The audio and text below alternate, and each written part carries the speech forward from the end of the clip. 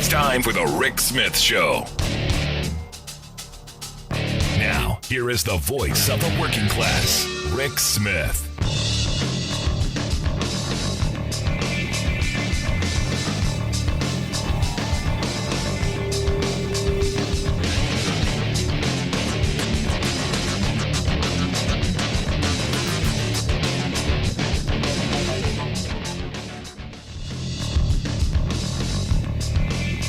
And welcome, brothers, sisters, working class heroes. This is the Rick Smith Show.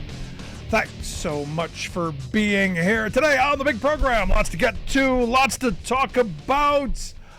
Republicans unfurled their budget proposal, the blueprint, the grand moral document, the statement of their values.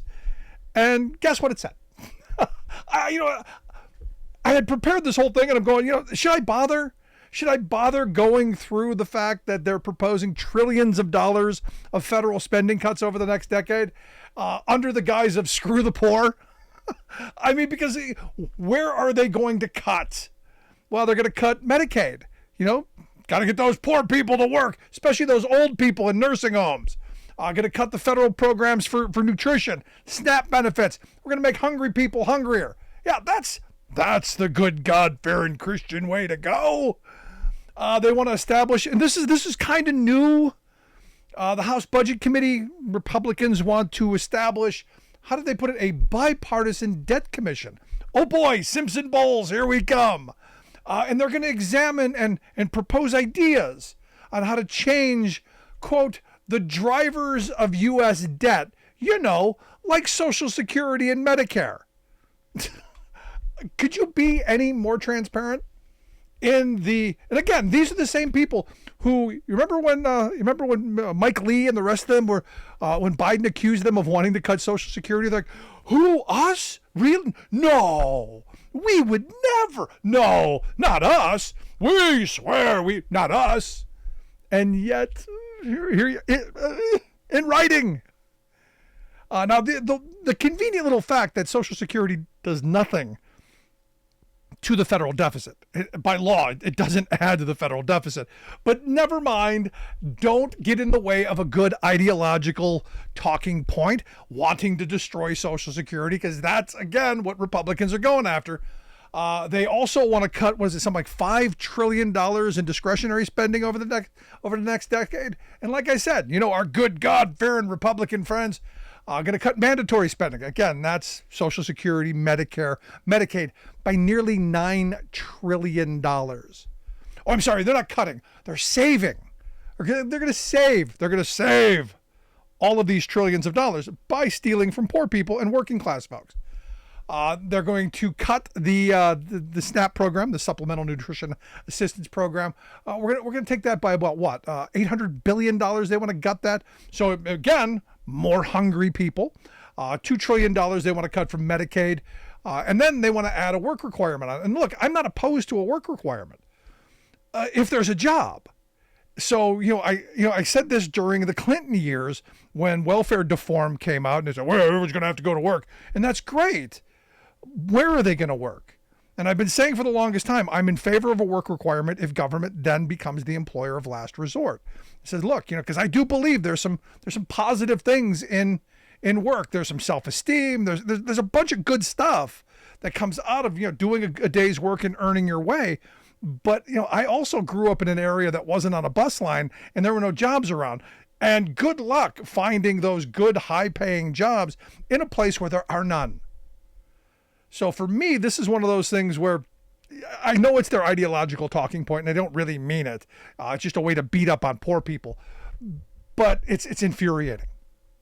And what we know is these cuts, these savings, because they're going to save us trillions of dollars. So they say. We know these are going to hurt households that are low and moderately low income homes. These are going to hurt lower working class folks. The working poor are going to get just slammed if this were to ever become law, and it's not going to. But this is my problem with this. This is their messaging bill. This is the messaging bill. This is the message that they're sending to voters that, hey, we don't care about working people. And as we know, there are going to be massive cuts to public funding because that's what they want. They want to gut education. They want to gut medical research. They want to gut the EPA. They want to gut Social Security. They've been saying this for years. So are we surprised? No. They want to gut the Obamacare. And again, this is who they are. And was it Maya Angelou when said, when someone tells you who they are, believe them? Well, believe them. Because not only are they talking about slashing and burning programs that help people who are struggling near the bottom of the economic ladder, they're also talking about, more tax cuts that we know just worsens inequality and guts our ability to fund the things that we need. And again, this comes back to my Republican friends hating working people. This is easy. This is easy to hate on the less fortunate and the struggling. But understand, this is a messaging bill. And who is the message for? Well, the message is for campaign donors. It's for the very wealthy. It's for the CEO class. It's for the people that fund their campaigns. Which is why I found it interesting that Nikki Haley weighed in on the UAW strike. And again, look, Nikki Haley is someone who hates workers, hates unions. In fact, at a Walmart shareholders meeting once said that the reason she wears pointy toes is so she can kick unions where they hurt, because South Carolina has the lowest unionization rate. So she would be thrilled to see all the jobs come to South Carolina with poverty, wages, and desperate conditions because, hey, ideologically, she's in line with it. But she went on TV today. And this is one of those weird moments where I'm really not sure if this is a Joe Biden endorsement or if this is the dog whistle. Now understand, as I said about the Republican messenger bill, she's talking to a specific audience. And working people, that is not the audience that she's talking to. So here was Nikki Haley on the F channel. You got to hear this. So here's the wannabe next president, the wannabe potential vice presidential poll. Here's Nikki Haley. Well, I think that's it tells you that when you have the most pro-union president and he touts that he is emboldening the unions, this is what you get. And I'll tell you who pays for it is the taxpayers. Here, from what I understand, the union is asking for a 40% raise. The companies have come back with a 20% raise. I think any of the taxpayers would love to have a 20% raise and think that's great. But, the problem is we're all going to suffer from this. This is going to cause things to go up. And, this is going to last a while. But, when you have a president that's constantly saying, go union, this is what you get. The unions get emboldened and then they start asking for things that, that companies have a tough time doing. And so I don't think government should get involved in this. These are private sector matters. But I do think the tone of how a president talks about unions and how a president emboldens them does play a role in this. And we're seeing what Biden has done play a role in this. And I'm with her. Oddly enough, I agree. This is Biden's doing. This is Biden promoting a very pro-union message, saying, look, we want to fight for better wages, hours, conditions. We want to do better. We want to have better lives, better jobs. What I found interesting, though, is she's talking about, the workers want a 40% raise. What she didn't bother mentioning at all, what didn't come to her lips, is that number came from what the executives pocketed in the previous 4 years. So the people that she's talking to, the people that are important to her, the CEO class, they saw their incomes jump by 40% over the last 4 years. But working people demanding the same thing? Oh, no. Can't possibly have that. Now, as I said, she knows exactly who she's talking to. She knows the audience. And it's not the UAW members. It's not those auto workers. It's not the working people who have been struggling for years. It's the CEO class. It's the Mary Barras. It's the Tim Gurneys that we talked about last week. We got to get those workers in their place. Put them and keep them back where they belong, in their place, desperate and, grateful.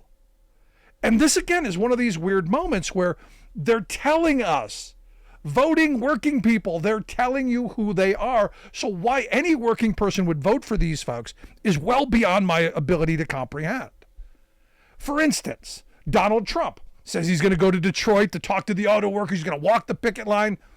And good on him. It's a smart thing to do. But this is a guy who, while courting the UAW, is saying, well, your leadership has sold you out and it's bad. And he, again, is on the side of the CEOs. Now, the union president, and good on him, this is the right frame. He said, look, every fiber of our union is being poured into fighting the billionaire class and an economy that enriches people like Donald Trump at the expense of workers. Now, this is what I've been saying for years. This is not new, but this is finally someone saying it in a position of power, going, hey, he's the problem. And look, I love his response, because what we talk about here on the show, this is an up-down response in the world that tries to keep pushing workers into the red hat, blue hat fight. That's what this really is. And he's saying, look, this is about taking on billionaires. This is about taking on an economy that's rigged against we, the working people. And Trump is part of that world. He doesn't mention Democrats. He doesn't mention Republicans. He doesn't get into red hat, blue hat, which is smart. What he talks about is we're going to take on the wealth class. This is class warfare. And as Warren Buffett said, his class is winning, but they shouldn't be. For instance, today's big story. In fact, the big story for the last 2 days has been suits being worn in the Senate. This is the big story. This is the outrage. How dare John Fetterman wear shorts? Not that he would wear shorts in the Senate, but evidently doing away with the dress code is all John Fetterman's fault. And what's interesting to me, again, this is one of those weird things, is you got Joe Manchin who jumps into the middle of this. And it's been reported that Joe Manchin says, I think, John, it's wrong. He said, I think, John, it's wrong. There's no way I can comply with that. Wanted to tell him directly that I opposed it and will do everything I can do to hold the decorum of the Senate. Let that sink in for 1 second, because this is the guy who cast the deciding vote to cause more pain and suffering for children in this country, more than doubled childhood poverty, because in his well-tailored suit, in his $1,000 plus suit, he cast a vote to literally take food out of the mouths of children. If this weren't terrestrial radio, I think you know what the 2-word response to him would be from me. But I can't say it. So I suggest you call him and tell him. Because I'm sure those children were so thrilled to know that the food that's not on their table was taken away by a guy, at least in a suit. Want to hear your thoughts? Email me, rick@thericksmithshow.com. Gonna take a quick break. Right back after this. From the steel mills of Pennsylvania to the auto factories of Michigan to the modern makers movement, manufacturing makes our nation great. I'm Scott Paul, President of the Alliance for American Manufacturing. We bring business and labor together to advocate for policies that everyone can agree on. Together, we can strengthen manufacturing and create good-paying American jobs. Help us keep it made in America. The old factory towns in America's heartland have been taking a beating. Thing is, though, there's a light at the end of the tunnel. Unions are making a comeback. More organizing in the last couple of years than in a long time. And the Biden administration being more supportive of unions than any president since FDR. We're finally turning things around after 40 years of screwing over working people. But will we keep moving in the right direction? That's our choice as Americans.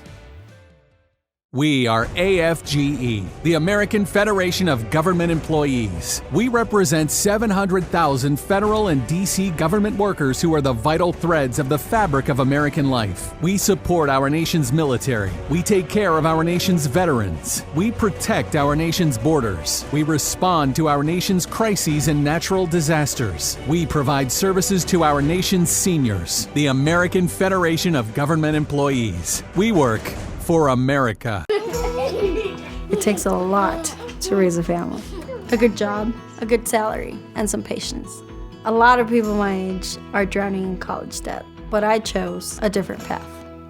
I'm a member of the IBEW, the International Brotherhood of Electrical Workers. I work hard for my job, and I love what I do. I had a lot of choices for my future, but I made the best choice for my family. IBEW, the right choice.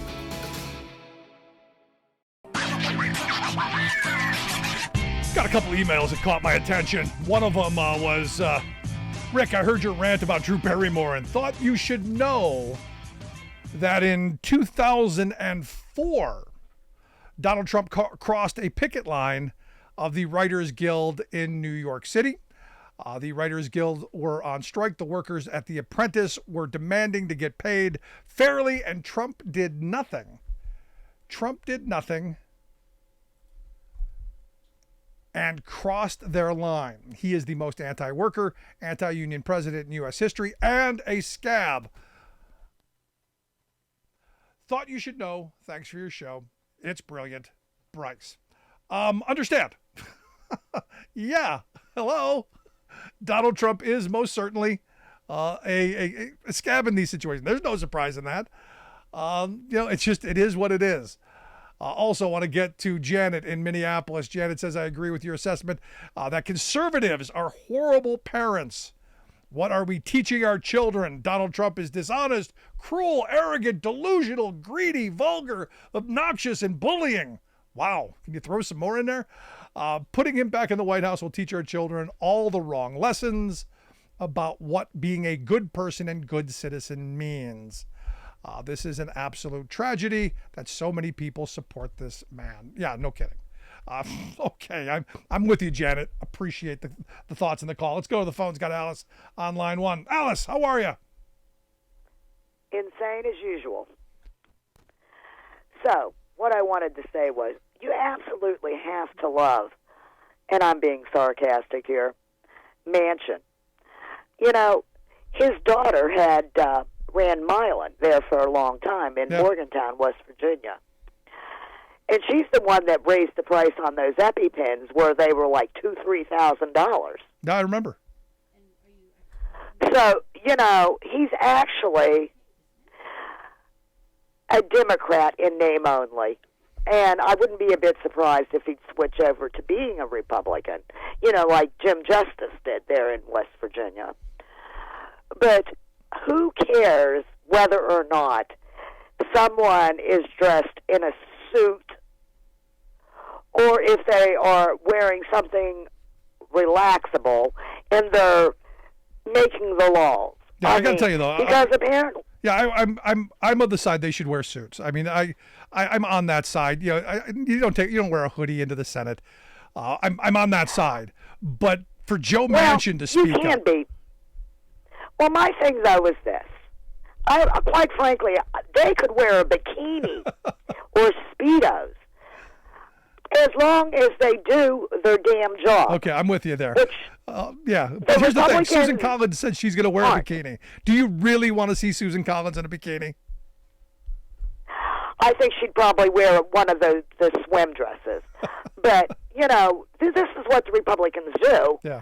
Instead of doing their job, making reasonable laws, instead of going, oh, no, we have to give everything to the wealthy because they're special, and they aren't. The wealthy are generally just those who are a bit more crooked and smarter at it than anybody else. But that's what they do. Yeah.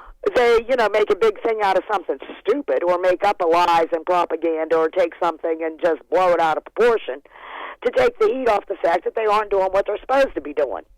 Exactly. It's all about the bread and circus and the distraction. Appreciate the thoughts, Alice. Got to move along. Let's go to David in Milwaukee on line 2. David, how are you today? Not too bad. Hanging in there. I just really wanted to touch base with you on what you were talking about yesterday, if you don't mind for a second, about the UAW, and you had a guest on last night. Right. I should just mention to you, so obviously, if you're aware, Wisconsin used to make a lot of cars, a lot of trucks, and, you know, subsequently, we don't have any more manufacturing facilities anymore. We used to have the AMC plant in Kenosha, gone. They had a lot of union jobs over there. Janesville, Wisconsin, used to make a lot of GM trucks there. That's gone. It's just announced today that the UAW is going to probably lose the automotive plant that makes parts for Mopar, and Bayview, which is a kind of like a neighborhood in the south side of Milwaukee.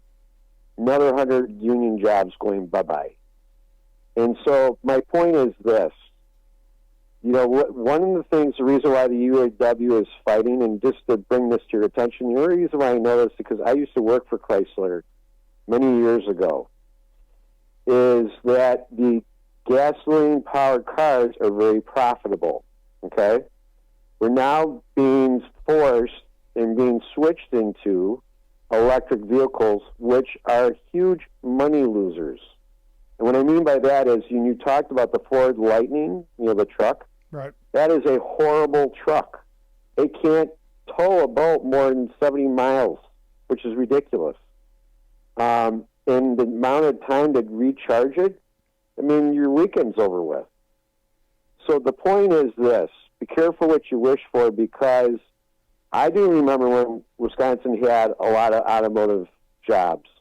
And what they're going to do is, with the UAW, what's going to happen here is, and keep this in mind, with electric cars, you don't have moving parts, per se.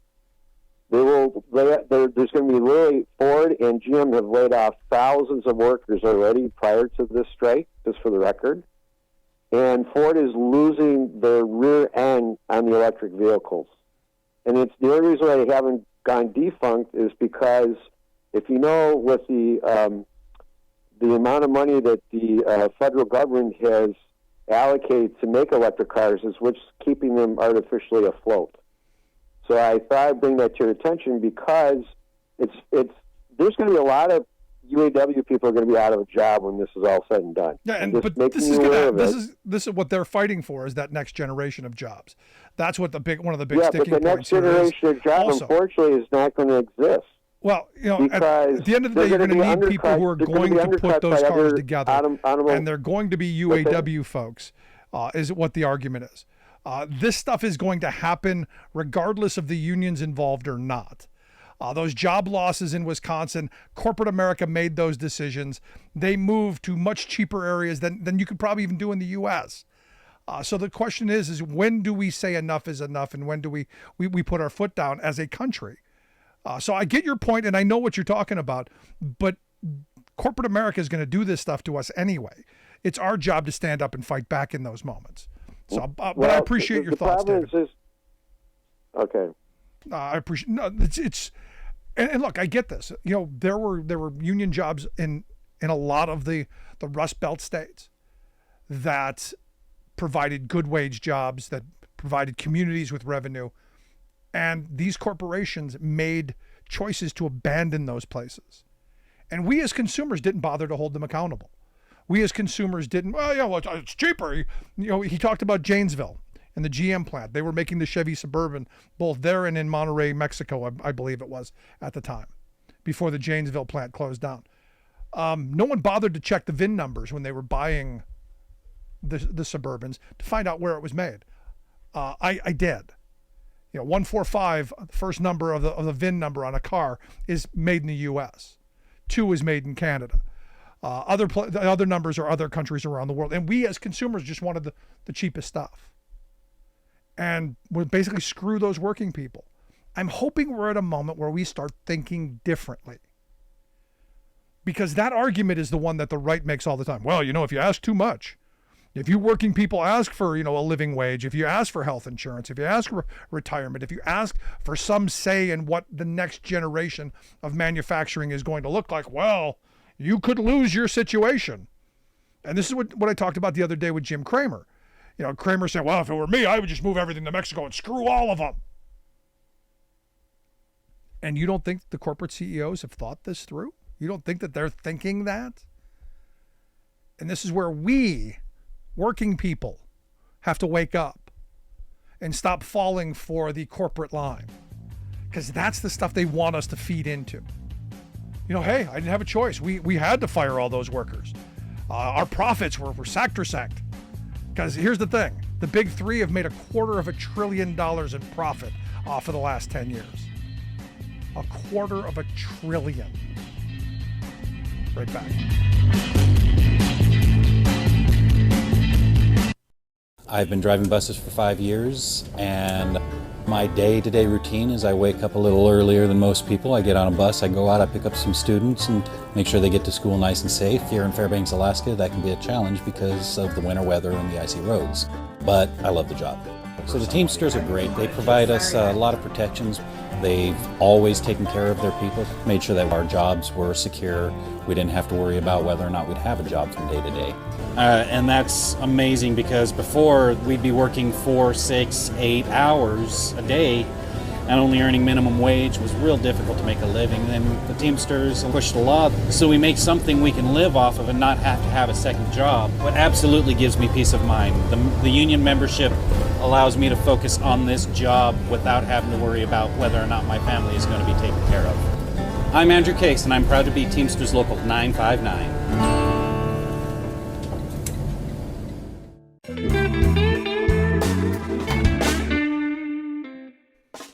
Before we close the program, we want to take a moment to thank our viewers and to share a little bit about why we do what we do.